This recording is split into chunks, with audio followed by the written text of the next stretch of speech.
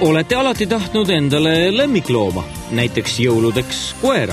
Kuidas oleks ühe kena Westiga? Netis on rahamehed püsti pannud SMS-mängu. See on muide esimene sedasorti võistlus, kus saate endale võita West Highlandi Terrieri.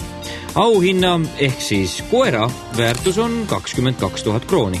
Internet on üks tore asi, et siit võib leida kõiksugu meelelahutust. Praegu me leidsime niisuguse mängu, SMS-mängu siis, mis kutsub lõbusalt kõiki mängima. Auhinnaks on ei rohkem ega vähem kui tõukoer.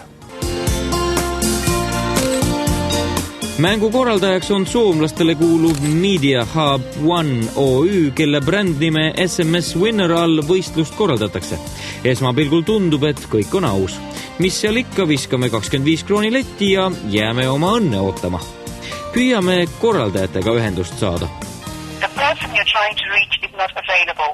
Please leave a message after the beep. Aga mitte muffigi. Meiega ei räägita. Aga meie arvelt on 25 krooni maha läinud küll. Tore. Kas kõik on ikka õige selle koera SMS-mänguga?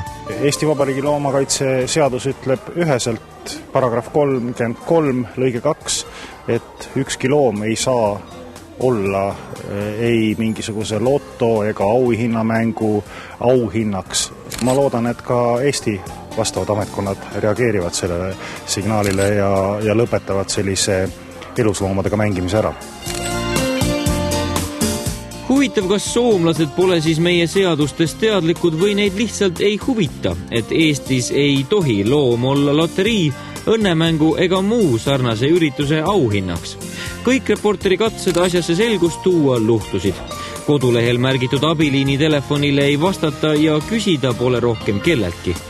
Jõulud tulevad, aga rahakröönijatele raha maksta pole mõtet.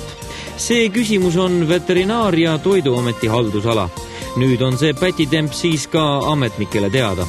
Loterii koera peale on Eesti Vabariigis keelatud. Jõuluaeg läheneb ja päkapikud käivad ringi. Paljud mõtlevad, et mida kinkida siis enda pereliikmetele.